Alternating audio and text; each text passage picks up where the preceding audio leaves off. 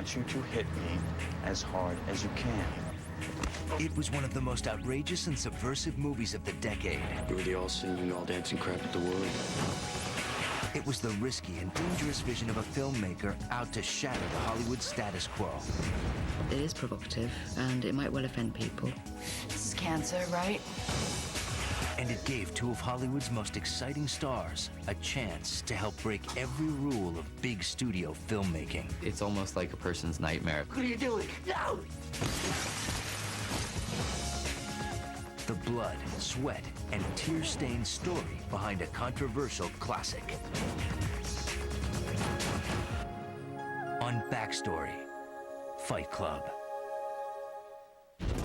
You wake up at SeaTac, SFO, LAX, Pacific, Mountain, Central. This is your life, and it's ending 1 minute at a time. Released in 1999, Fight Club starred Edward Norton. What do you want me to do? You just want me to hit you? Brad Pitt. How much can you know about yourself if you've never been in a fight? And Helena Bonham Carter. This isn't a for-real suicide thing. In the nihilistic story of a disillusioned yuppie whose life takes a turn I suppose these things happen. when he meets a mysterious anarchist. Why do you think I blew up your condo? Underneath it all, really, it's a simple story. Boy meets girl. Oh, you liar! You big tourist! I need this! Now get out! Boy becomes a delusional, schizophrenic, split personality. That hurt. Boy and his alter ego beat the crap out of each other on a regular basis, inspiring a nationwide movement. I'm not your job! Or how much money you have in the bank? Boy gets girl. That's all there is to it. It's sort of a humorous chronicle of a person who is severely depressed.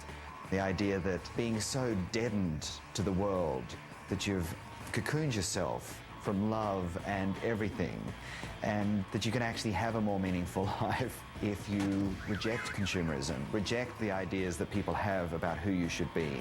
Things you own end up owning you. Fight Club's wildly anti-establishment message was especially surprising, since the movie came out of a major Hollywood studio.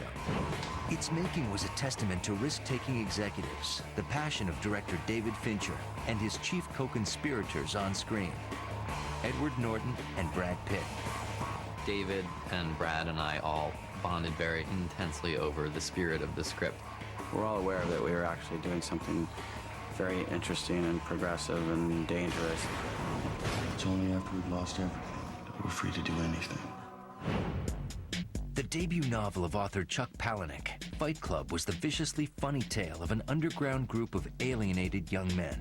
Their secret late-night fights eventually grow into a dangerous revolutionary movement. Somewhere inside Chuck is deeply psychologically disturbed. Fight Club sparked the interest of producer Ross Grayson Bell. Bell was intrigued by a reader's report at 20th Century Fox that was blunt in its message. Don't make this into a movie. It's going to make people uncomfortable. It's going to make them squirm. No. But I did read it that night, and it changed my life. I said, all the reasons that your reporter, your reader, said not to make the movie are the reasons to make it. I said, it is unconventional, it's groundbreaking, it really is going to challenge people. The idea that you have to break yourself apart to build something new. Bell's excitement was shared by Laura Ziskin, head of Fox 2000, a recently created division at the studio. Fox 2000 was founded by studio chairman and CEO Bill Mechanic to find offbeat, character-driven material. Just as a film goer, I was disliking the movies that I was seeing. In response to the blandness, I looked for inspiration from the past, whether it's Godfathers or Chinatown or Raging Bull. We would never make those movies today because the heroes are too flawed. The endings are too bleak. So I started looking for material that had an edge to it that would push people. And in a case of a Fight Club, you're going to alienate and piss off a lot of people, and that's okay. My intentions were to make the movie for, $20, $25 million. That felt like what a movie like this should cost, given that I loved it, but I knew it was maybe, in mainstream terms, difficult material. But expectations for Fight Club were about to grow with the hiring of one of the hottest young directors in Hollywood. David Fincher was the brilliant visual stylist behind everything from award-winning music videos to gritty features like Alien 3. He was also the director of the 1995 smash 7. which grossed over $300 million worldwide, despite graphic violence and a downbeat ending. David, because of what he did with Seven, was the first name we talked about, and also was a conduit to Brad Pitt. Brad was that kind of commercial presence inside of the movie that might get us from a narrow niche audience to a full commercial audience. Fincher loved Fight Club, but his ingenious visual ideas would require a bigger budget. All of a sudden the budget was $40-something million, and it's like, you know, I blew up because it's darkness and was never going to have broad commercial appeal. But as crazy as it was to spend more money, it was the proper way to make the film. It was phenomenal to work with him because his ideas would spring out, firing on all cylinders at once. Like coming up with the fact that when Edward Norton's character walks through his condo, the frames will be shots from an IKEA catalog. Like so many others, I had become a slave to the IKEA nesting instinct. I'd flip through catalogs and wonder, what kind of dining set defines me as a person? To Fox's delight, Fincher's involvement won the participation of not only Brad Pitt, but also Oscar-nominated actor Edward Norton.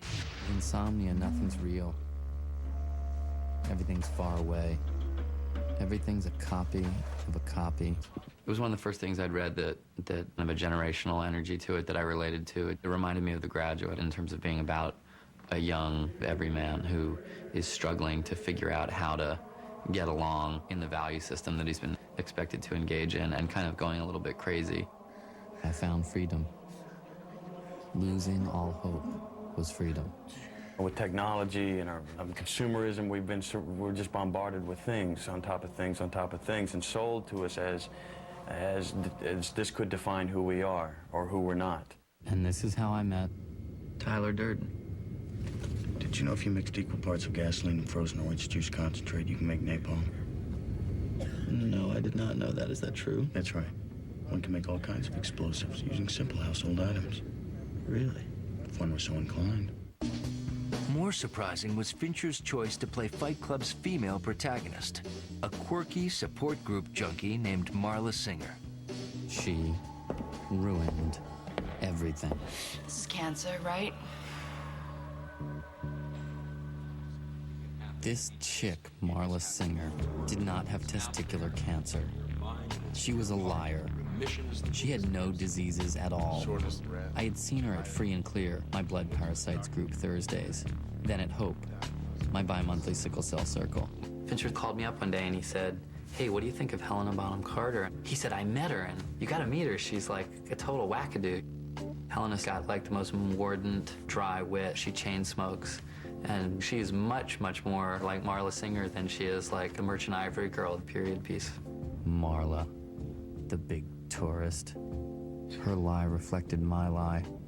She's a chain-smoking, sort of death-obsessed support group junkie. She was so different from what I've done and from me. So I guess it was, what most attracted me was the fact I didn't know whether I could do her. Oh God, why are you doing this? It's cheaper than a movie and there's free coffee. But with the hiring of major stars, Fight Club had evolved from an edgy, modestly budgeted feature to a high-profile studio production. When I gave my boss a wind of what I was up to, and it was a $55 million movie, as dark as it was, they said, "You can't do it." And I said, "Let me make the movie or fire me." At the end of the day, they backed away and didn't leave me alone, but they relented and let me make the movie. David is a individualist and anti-authoritarian, and so I said to him, as long as you stay in the boundary lines of the script, the storyboards, the budget, I'll be your protector.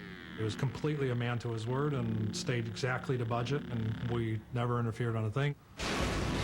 But despite the risk, David Fincher was determined to make no compromises on a film that would push both his cast and the dark ingenuity of his own imagination. I want you to hit me as hard as you can. Well, what do you want me to do? You just want me to hit you? That's right. What, like in the face? Surprise me. Oh. Mother! You hit me in the ear! Well, Jesus, I'm sorry. Ow! Christ! By the ear, man! God. No, that was perfect. Oh! Ah. In June of 1998, David Fincher called action on the emotionally charged story of Fight Club. We should do this again sometime. As the director set out to bring his vision of violence and social criticism to the screen. Every week, Tyler gave the rules that he and I decided. The first rule of Fight Club is, you do not talk about Fight Club. The second rule of Fight Club is, you do not talk about Fight Club. If this is your first night at Fight Club, you have to fight. Fight Club itself is a metaphor for not being a spectator, to actually being a player, to getting in and being involved.